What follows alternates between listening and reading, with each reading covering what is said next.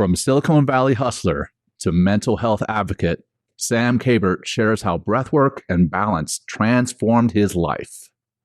Raw, uncut, and unapologetic. Welcome to Men Talking Mindfulness.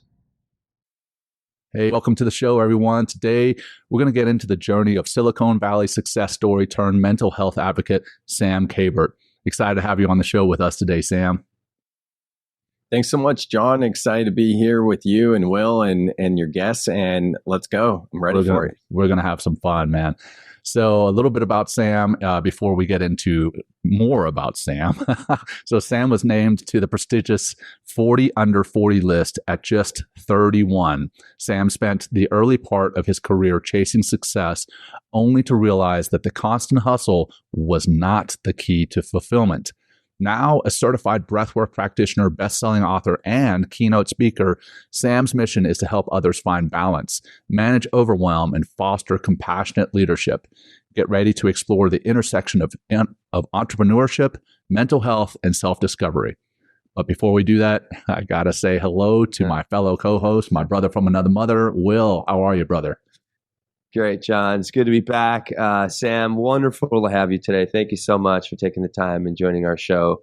And hey, for our audience out there, our community that's growing, if you haven't checked out mentalkingmindfulness.com to see what we're offering on our website, please do. Go to mentalkingmindfulness.com and you can find out that we have a meditation course starting soon, October 6th on Sunday. It's going to be a 9-week course. You're going to learn all about it from the website.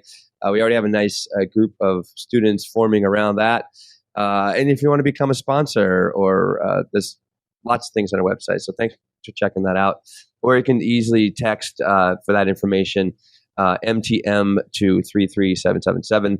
Great way to do that. As we described before we hit record, Sam, we just do this one breath grounding practice. You know the importance of breathing, and we bring it to our audience every single episode to remind them that to mind that gap between your thoughts and the stimulus that might be agitating you so you can make a different choice. So eyes closed, open. You can do this while you're driving or walking through the grocery store, right? Let's just exhale the breath all the way out. Really hit that empty, feel that bottom, feel your body as you hit that emptiness. And let's just take one big giant inhale to your belly. Keep feeling wide, deep, broad, and all the way to the top of the chest and your nose. And let it go out through your mouth. Nice and easy. Easy. Yeah. Relaxing through that beautiful exhale. And then maybe a little bit of movement. All right. Hey, Sam. Thank you so much for being here today. Let's begin where your journey began. So you mentioned earlier that, what a great accomplishment being one of the 40 under 40 at age 31. And now you're prioritizing, mental health. So give us a little bit of your backstory. Like, how did you make this shift? What was like the impetus? And we'd love to hear that story. Yeah, absolutely. Thanks for asking. So I'll try to keep it short and brief and to the point, but I grew up in Gilroy, which is about 30 minutes south of San Jose, California, like the true heart of Silicon Valley. We have like a chip on our shoulder that, San Jose, Santa Clara, where the Niners play is Silicon Valley, not San Francisco. But that aside, when I moved back to that area at 23 years old, around 2011, 2012, I was just graduating college. I started my first business called Swagworks. Well, now it's known as Swagworks, but branded merchandise company doing promotional products.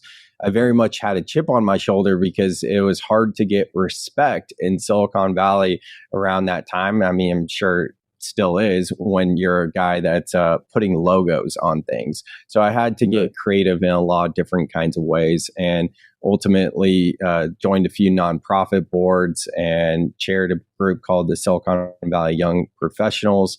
And then I started a media network with a buddy, kind of similar to your guys' podcast. I mean, different content, but similar energy. A homie and I doing a podcast, and then it turned into a media network.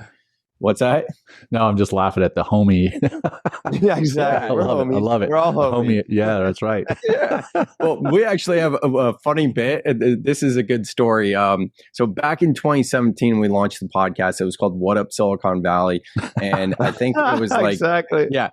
And you'll appreciate this for sure, John. The movie Good Morning Vietnam. Oh, yeah. Had, Classic. Robin Williams, man. Yeah. We had an intro that was like, what up, Silicon Valley? Like, it was ridiculous. And then like we had these like, what are they called? Air horns. Like, oh my gosh. Hold on. Yeah. I think I can actually do the air horn, but I won't. Yeah. I mean, I think my voice cracked even trying to do the what up Silicon Valley. But I want to say it was the 7th episode. We were interviewing Dennis Brown. He was part of the D line for the San Francisco 49ers in the 90s, Super Bowl champion. The guy's like 6'8". And we were about to interview him at the KNBR studio, which is the local sports studio at the brand new Levi Stadium. So my homie and I, Sergio, we went to the restaurant at the stadium first because that's where we're going to meet him, then go to the studio. So we're sitting there and we're like, we should order some food, right? And we've like met him once. We don't really know him. And I was like, yeah, let's just get nachos. And he's like, we can't get nachos. And I'm going, why not? He goes, that's a homie food. I mean, what do you mean it's a homie food? He's, well, like, think about it. You eat the nacho, then you lick your fingers, and then your fingers are all dirty, and then you go back in. Like, we can't get nacho. I'm like, he's a football player. Like, he's part of the D line. He's going to be stoked if there's nachos here. So we end up getting nachos. He walks up. He goes, nachos. Oh, I'm going to get me in some of that or something like that. Sits down. So it's kind of funny because a year later we started writing a script. We started writing a movie, and one of the scenes is like how nachos is a homie food.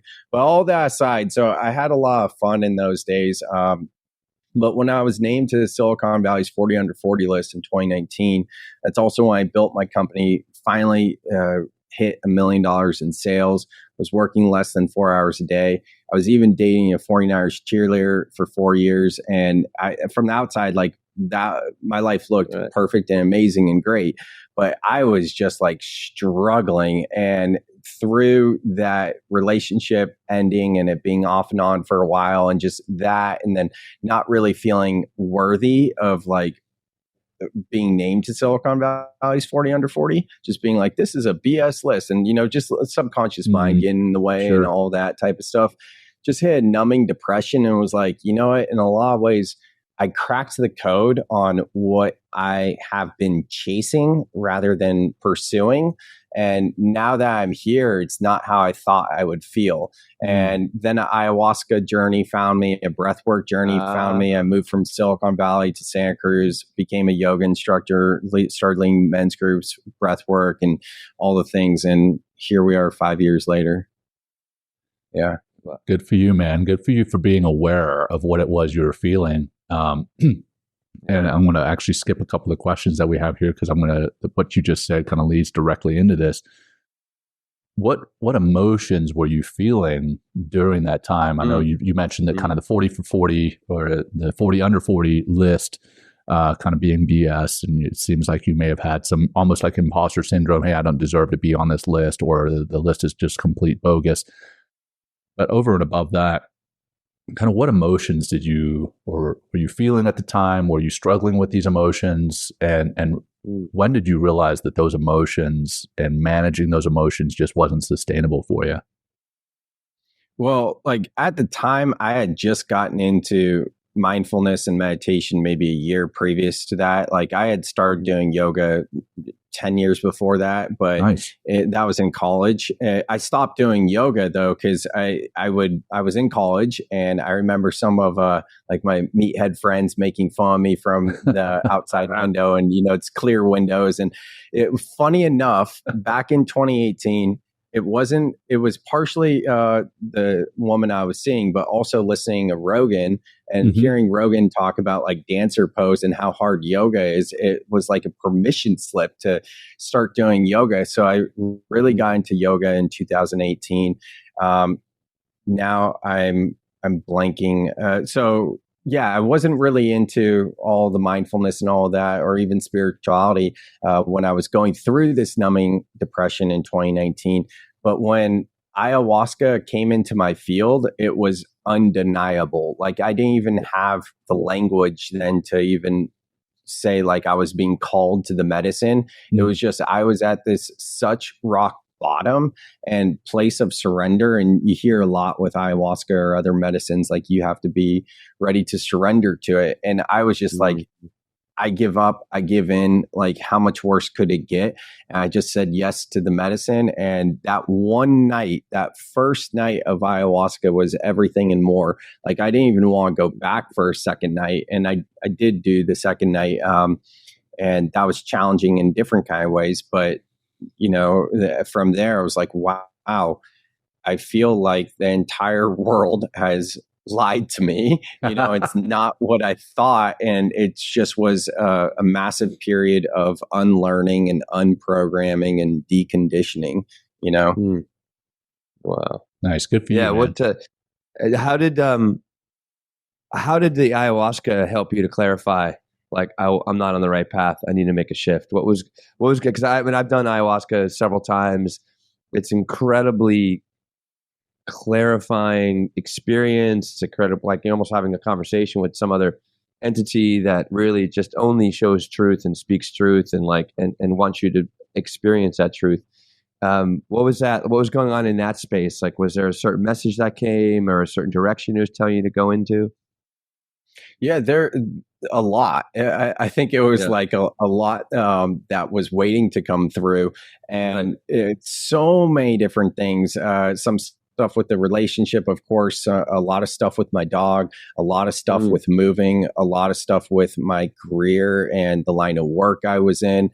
And it all just was like so clear. And I remember one purge where you're puking for listeners that may not be familiar. But this one purge, it just felt like letting go of, at the time, it felt like all of my self-hatred. Now I know, like I'm still working through my worthiness and, you know, different degrees of self-loathing and things like that. But it was just so freeing. And that purge, I could see like my life flash before my eyes. And I remember after like being done with the puking there, just feeling like I just felt so relaxed, and probably samadhi, you know, what the yogis would talk about. And then I laid down and it took me on the journey. And I'll just share this quick story. At the end of the ceremony, you know, they bring out food and whatever, and whatever. I started to gaslight myself. I started to be like, I don't know. And I didn't even know about like self-gaslighting then, but I just started to be like, is this real though? And all this. And then there are just these synchronicities, these magical occurrences that happen right then where I was like, oh no, this is real. So I took some time in the integration to make those changes. And what was really fascinating to me was one of the clear downloads and messages was to move to Santa Cruz from Silicon Valley. And it took me 2 or 3 months to find a place. And by the time I signed a lease on a new place to live in Santa Cruz, it hit me that when I bought my house in Silicon Valley, it was 5 years ago to the month. And when I bought my house, I told myself I'm only going to do 3 to 5 years in Silicon Valley. Then I'm going to move to Santa Cruz and I'll figure it out from there. And I forgot all about that. Wow. And I get chills even just like retelling that part, you know? Yeah. Beautiful, man. Well, I want to talk about this soul life balance, right? It says that underneath as for the title, From Hustle to Harmony, Embracing Soul Life Balance. And quite often in the corporate space or in the workspace as a whole, you hear people talking about work-life balance. I like that concept of soul life balance. What does that mean to you, and how has it impacted your life and your mental health? Thanks, Jon. I really appreciate that, because this message of soul life balance came through in that first night of ayahuasca. So over 5 years ago at this point. And I didn't know what it was. I had a bunch of different podcasts. I think I had 3 at the time, and I was managing other people's podcasts as well. And eventually I launched Soul Seeker, which I still do today. And the initial message of Soul Seeker was about soul life balance. And I was just playing with it. I didn't really know what it meant. I knew it was a reframe of work life balance, of prioritizing your mental and emotional health first. But I didn't know much more than that. So the next 3 years, I really became a student of spirituality, joined different masterminds, did different cert programs, and just prioritizing my own inner work. And then in 2021, I remember going to a yoga retreat with about 15 people. And at night, everyone was asking me questions about spirituality. And it really hit me like, wow, I've only been doing this deep dive for a few years now, whereas a lot of these people have been like, quote unquote, doing the work for 5, 10, 15 plus years. And it really felt like that 12th step of the hero's journey cycle of like this deep dive of discovering what soul life balance is. So at that point, I was like, okay, now I'm going to start to write this book, because part of this message that came through in that night of ayahuasca was write a book called Soul Life Balance. And I had just written my first 3 books in a year. So when the lockdowns, I know, wild, right? So I was definitely like entrenched in my own hustle culture. So when the lockdowns came in 2020, it took everything in me to not write that damn book, Soul Life Balance. I had all these women reflecting back to me like, hey, Sam, maybe now's the time for you to slow down. I was like, what are you talking about? Now's when you put pedal to the metal and all the things, right? It's like, you gotta go. And then finally I surrendered and I gave, and I was like, okay. So it was a big deal for me to wait a couple of years to write this book. And I ended up finishing in my yoga teacher training in Costa Rica that November of 2021. And then I started to do keynote speeches on soul life balance in 2022. And what's fascinating is I'm still discovering this message and what it means. Because if I'm sure you guys can relate to this. You have to know like who the demographic is. And if I'm working with corporate now, what I'm focusing more on is like infusing a little bit of emotional intelligence, resilience, awareness, and just mental health in general versus like deep spirituality. Whereas I'm also a psychedelic integration coach. And when I'm working with those deep seekers, it's more like on the life side, hey, come back. It's time to ground a bit, right? So it's both. But in my TED Talk and generally how I speak about soul life balance now is equating it to the archetypal energies of yin and yang, or yang. And the yin energy is the feminine, archetypal energy of the feminine of our inner world, made up of our emotional, mental, and physiological state. Whereas the yang energy is how we perceive the world with our 5 senses, our obligations, our responsibilities. So when I go through that with corporate, and then I say, hey, now let's look at work-life balance. Can we agree that both work and life is that yang energy where it's outward expression? Now all of a sudden it's like a light bulb click of, oh, wow. Yeah, it does make sense. I don't say this on stage, but it depends who I'm talking to. And like, I'll say it right now, like on the podcast, but let's look at this. It's work-life balance, the W before the L. In most phrases like this, the letter that's closer to the A would be first. And if we really cared about mental health, we would say life-work balance. So we can see this subliminal programming of prioritizing work over your life. So I've said a lot there, could say so much more, but I'll just pause there. Oh, that's great, man. Well, we're going to keep going down that rabbit hole, because what you're talking about is like, let's talk about this hustle culture. So can you just take a moment, like define what you mean by hustle culture? Why do you think the mindset is so pervasive? I mean, because I'm like locked in the hustle culture quite a bit. I mean, I have a lot of, I'm an entrepreneur. I'm doing a lot of my own work. I kind of enjoy the hustle, but I also take time, to kind of get into that soul life balance you're talking about, and make sure I take time to get out of the city every I'm in New York City. So I take time to get out of the city every so often. I'm making sure I'm like, setting my foundation every morning by like breathing and meditating. I'm eating well. I'm trying to sleep the best I can.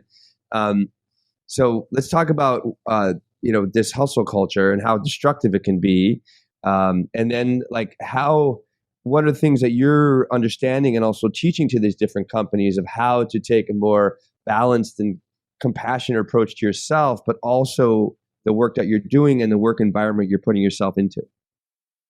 Yeah, absolutely. Now, I think this goes back to what I was saying about like some of the deep spiritual seekers being like, "Hey, come back, let's ground, come back to life and experiencing being a human." Right? It's really important to be productive and to be pursuing our goals and have dreams, all these sorts of things. But when we think of like, what's my and I'm sure you guys hear this a lot working with men, and your mindfulness group, which I checked out on your website, looks fantastic. Highly encourage you guys to check it out. It looks like a great group.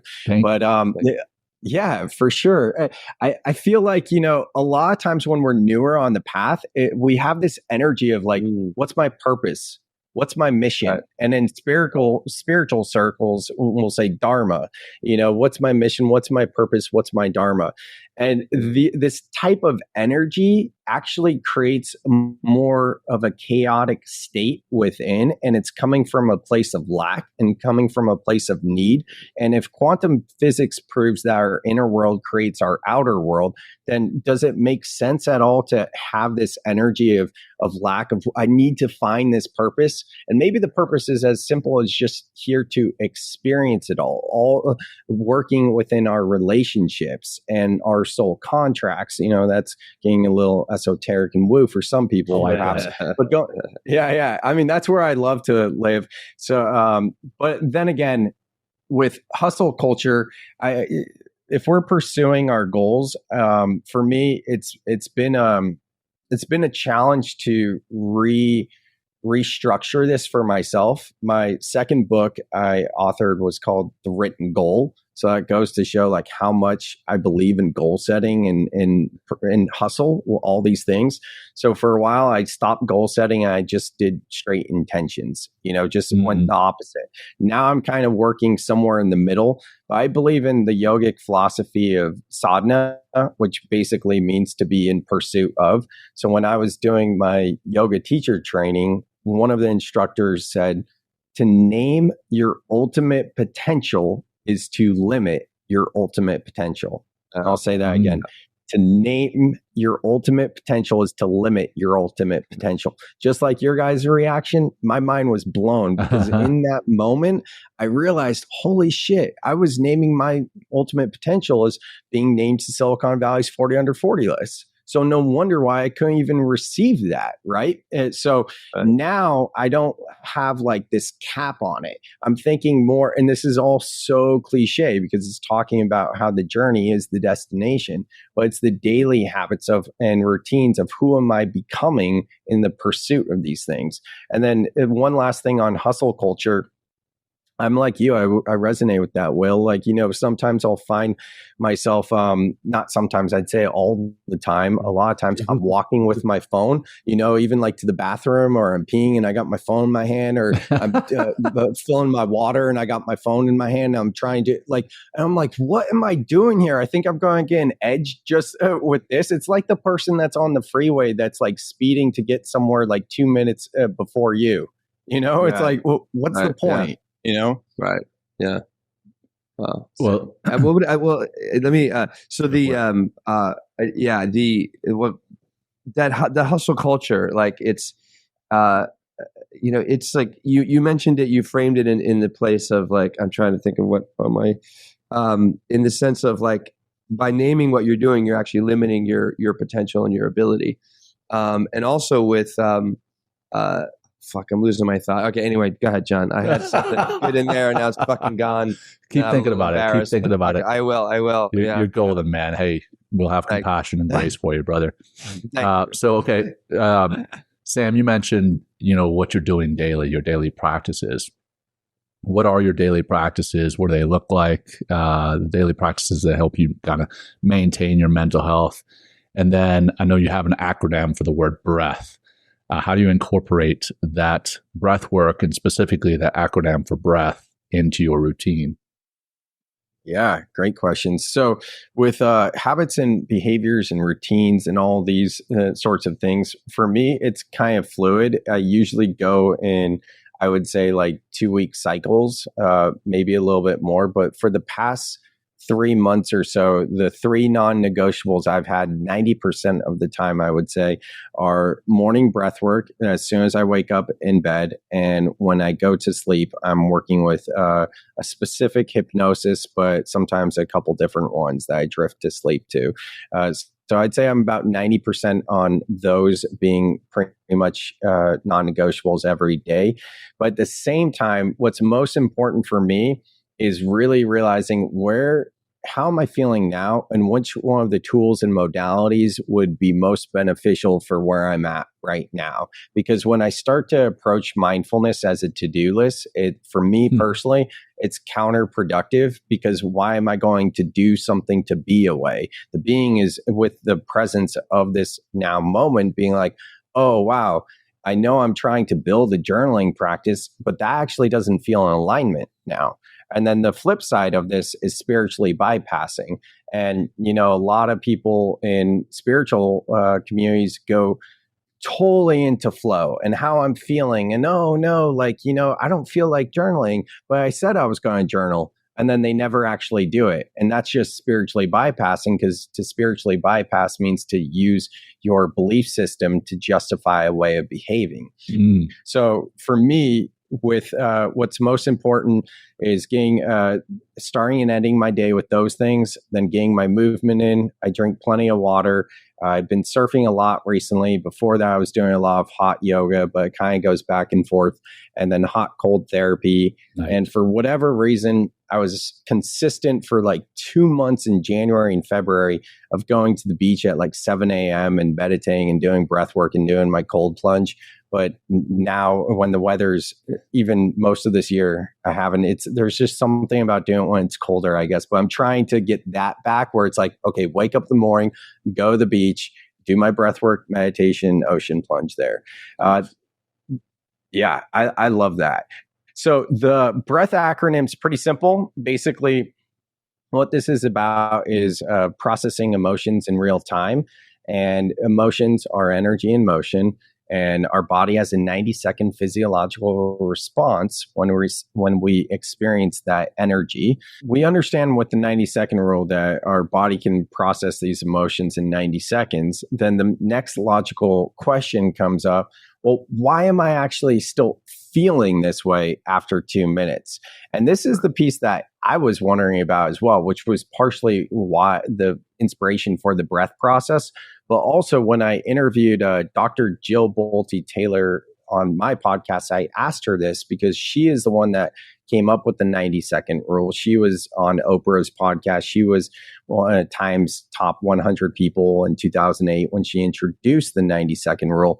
And what she said is because we're starting a new cycle. We haven't necessarily fully accepted it. So when the brain feels that emotion again, now the body is experiencing it again, and it starts a new cycle. So what happens is we're living in loops. And what the breath process is about is stopping those loops. And all of this is for sure shadow work. And it's about acceptance. It's about surrendering to what is, because if we do not get to a point of acceptance, then we're going to continually experience this. And on the flip side, there's a movement of toxic positivity that's like never entertain a positive feeling or a negative emotion. And that's literally what creates dis-ease within the body. So the breath process is understanding, okay, I'm feeling something that I don't necessarily want to feel right now. Now I built the awareness around that. That gives me the opportunity to respond.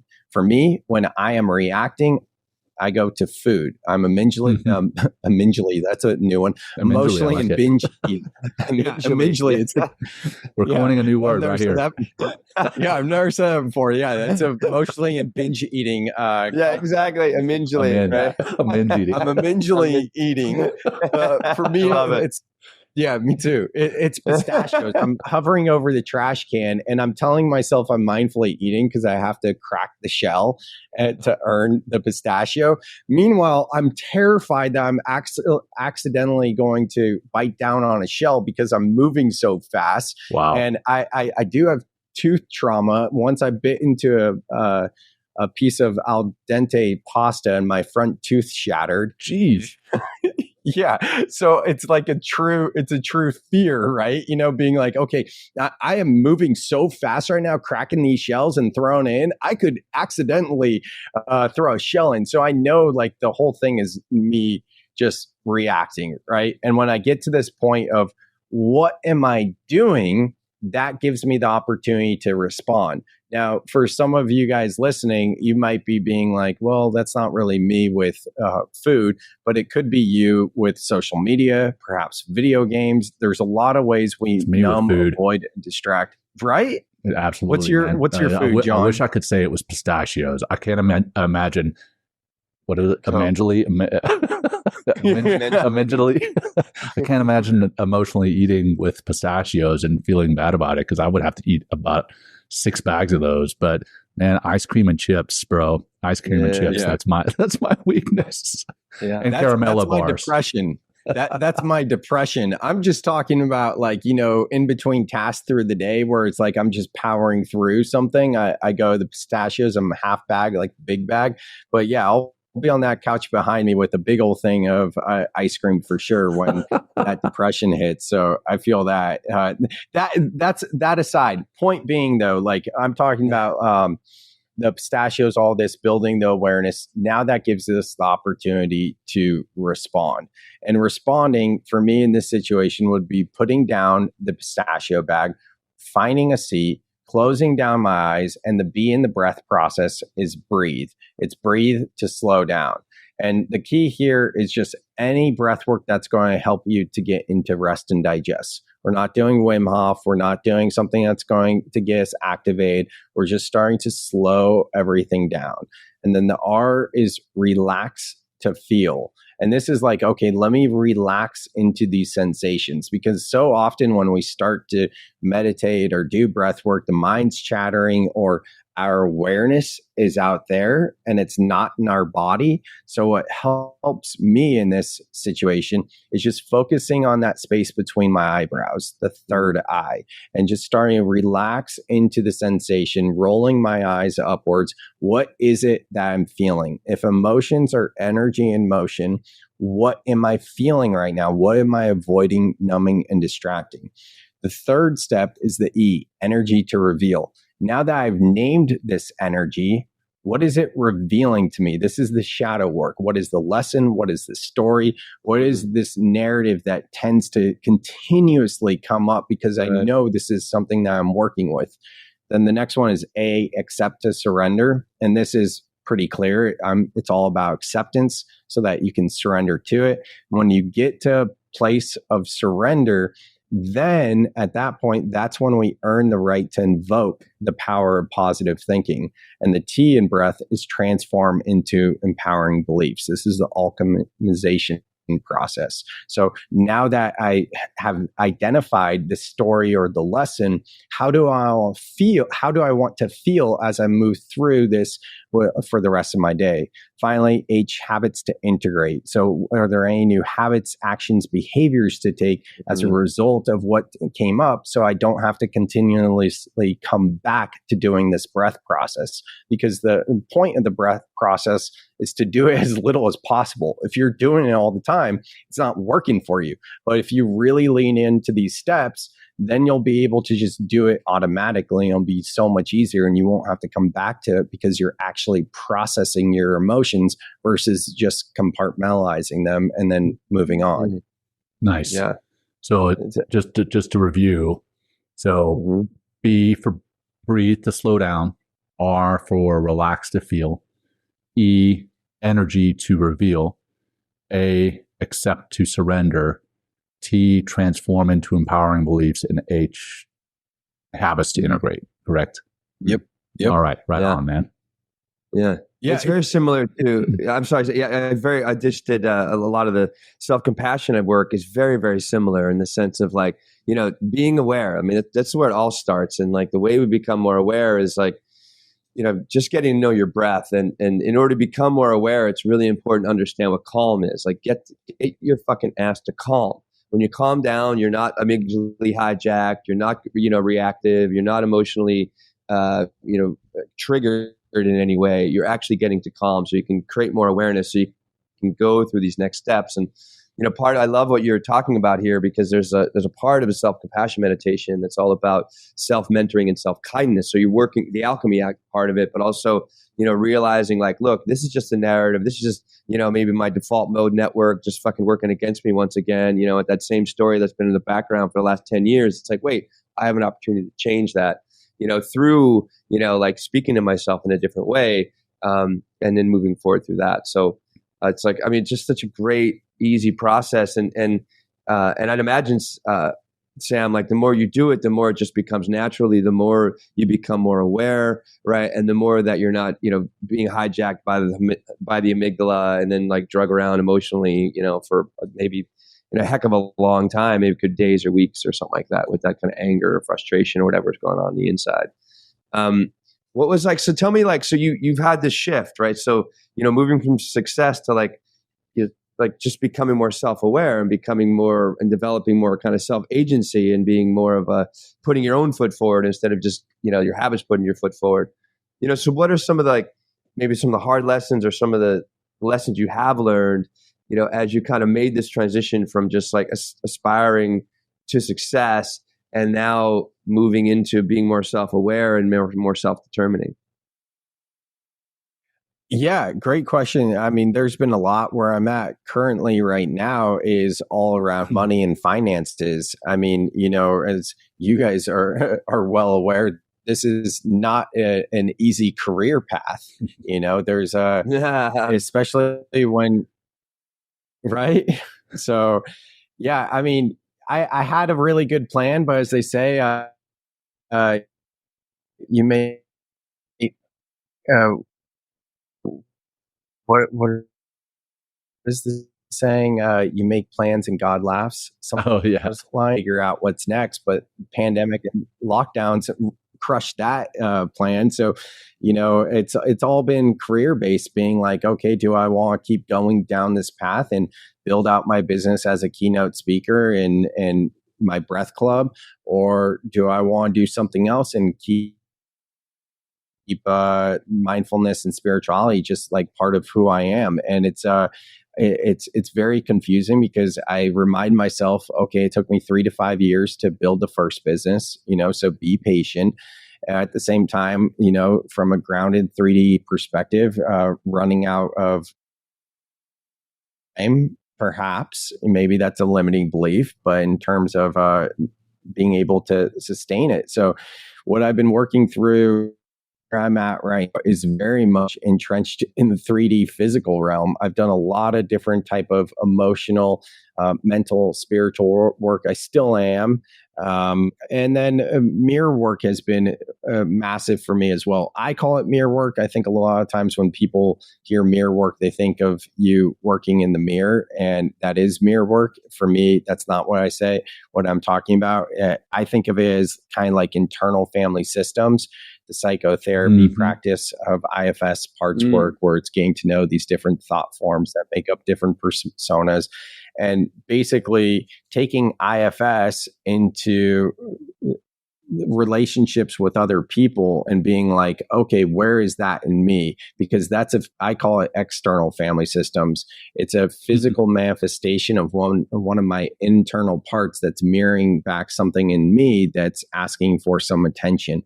And that's been a really profound practice for me. But the struggle right now and the lessons I'm working through are very much around finances and career. I hear that for sure, man. Yeah. Well, we're starting to come to the end of the show. Unfortunately, a lot of timing has been sucked up with some technological difficulties. And I got to thank Sam and Will for bearing with me, because it's my end that is causing the technological difficulties, but we're breathing. We're breathing to slow down, relaxing to feel, energy to reveal, accept to surrender, transform into empowering beliefs, and habits to integrate. So, hey, Sam, before we close, is there anything that we haven't discussed yet that you think is worth mentioning? And if people want to get a hold of you, what's the best way for them to find you, or anything that you want to promote, man? Yeah, thanks so much. I will say with the breath process too, just remember, breathe, feel, think intentionally. I break it down to 3 themes because the 6 steps is a lot. So just remember when these emotions come up, or don't hide from them, embrace them. And what you would do, breathe, feel, then think intentionally. That's it. Summarized, super simple. The book is called Overcome the Overwhelm, where I unpack the 6 steps. If anyone wants to check out my TED Talk, that's on YouTube. I did that earlier this year. And my website is samkabert.com, K-A-B as in boy, E-R-T, samkabert.com. Perfect. Thank you, brother. And like I mentioned before we hit record, we like to bookend the show at the beginning with a practice and wrap it up with a practice. And if our guest is a practitioner, and more specifically a teacher, we always invite them to lead that closing practice. So I'd love to kick that over to you if you'd like to do that still. Sure, let's do it. So we'll do a little bit of an espresso shot of breathwork. I call this a microdose of a breathwork journey. Yeah, it should give us some energy. So this isn't one that you'd want to do driving or running or anything, because it's going to be a little bit more activating. It'll shift us into fight or flight, but it's just a little microdose. That said, we're going to be doing circular connected breathing. So inhaling and exhaling through the mouth. Let the belly expand on the inhale. Bring the belly back to the spine on the exhale. And I teach it with an active exhale. So imagine on the exhale, like pursed lips, and you're pushing air out, like trying to blow out candles on a birthday cake. And what we'll do is a 10 count. So inhale, exhale is 1, all count. You don't need a count. We'll do 10 seconds, or a 10 count, hold for 10 seconds, then a 20 count, and then hold for 20 seconds, then a 30 count, and hold for 30. And I'll walk us all through it all. This is what I do. It takes a few minutes. Like it's super simple, and a lot can come up. So it's a good way to move some energy. So we can go ahead and close down the eyes. With the eyes closed, just sitting straight up, letting the chest be proud, feeling your feet on the floor, palms on your lap. And slowly through the nose, inhaling all the way up. Sighing it out, making a noise. And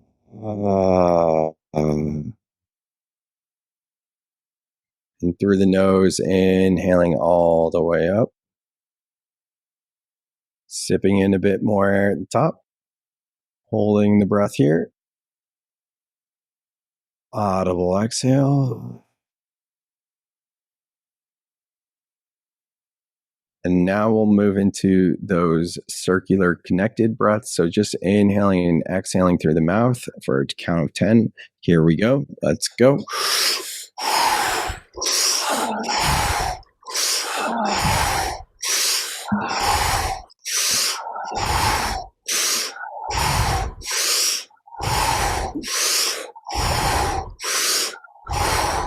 And then on your next inhale, inhaling all the way up. Sipping in a bit more at the top. Hold the breath. Roll up the eyes as if you were to look at the third eye. Just continuing to hold the breath here.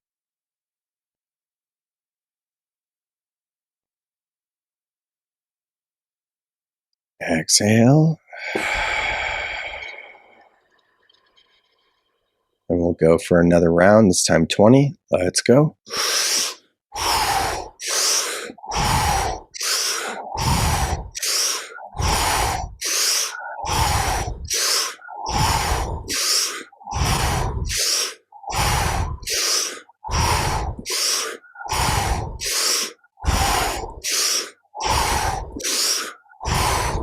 And on the next inhale, inhaling all the way up. Sip in a bit more air. Sip in a bit more. Hold the breath. Roll up the eyes. Applying a root lock. Just imagine doing a Kegel. Just squeezing there. drawing the energy all the way up to that space between your eyebrows.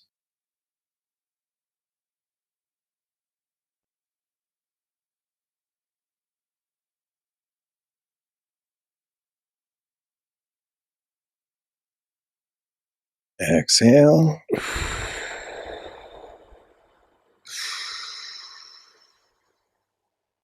Last round, we'll go for 30. Here we go. Let's go.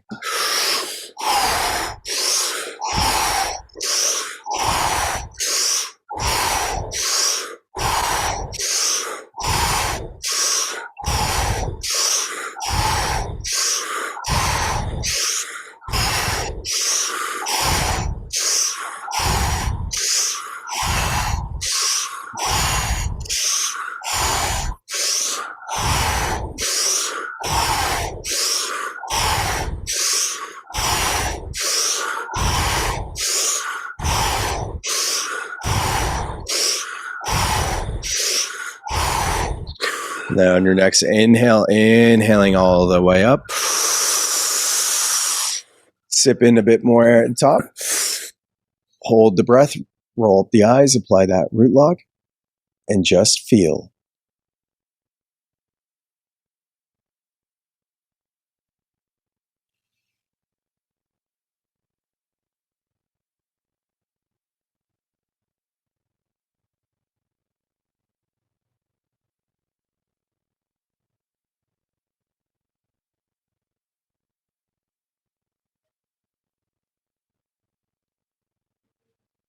Slow as you can, making an audible sigh. Feel that vibration move through your body. Applying a root log, just doing a Kegel, and inhaling through the nose all the way up. Sipping in a bit more air at the top. Continue, hold the breath here. Continue to squeeze, rolling up the eyes. Exhale. And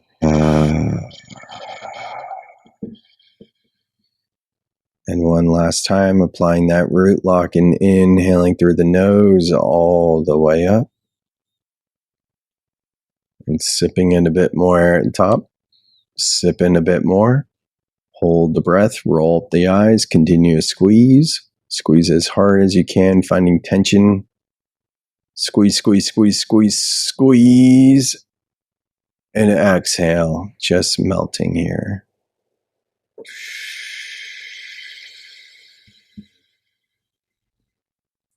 Letting the breath return to its natural state and rhythm. And flickering the eyes back open. Awesome, Excellent, man. Sam. Yeah, that was fantastic. Thank you so much, Sam. Appreciate your being here. It was great. Wish we hadn't had those complications, but I appreciate your being a practitioner and being able to get through that with us. Will, always good to see you, brother. Any last closing words for either one of you guys? Just a big thanks to you, Sam, for, showing up today and helping our community understand, just more of how mindfulness can help them, and this is you just did a great way of just explaining another method, that kind of leads us to the same eventual liberation that we're really trying, what the path is really all about. And I really enjoyed that espresso shot. I really enjoyed how you can really change your state. Now you can really change your state and rescue yourself out of that, emotional disaster that I know so often I fall into. So thanks for your time today, Sam. Thank you guys. This was a blast. I really enjoyed connecting with you guys, and I'm reach out to you guys. Hopefully get you on my podcast and we'll stay connected. And this was fun. Stop. Make sure you don't do any imaginal, whatever the word was, imaginable. Oh yeah, I forget what it was. But hey, great. Thanks, Sam, and thanks for our audience for tuning in. Until next time, everyone, take care. Peace. Thank you, everybody. Thank you. We hope you walk away with some new tools and insights to guide you on your life journey. New episodes are being published every week, so please join us again for some meaningful discussion. For more information, please check out mentalkingmindfulness.com.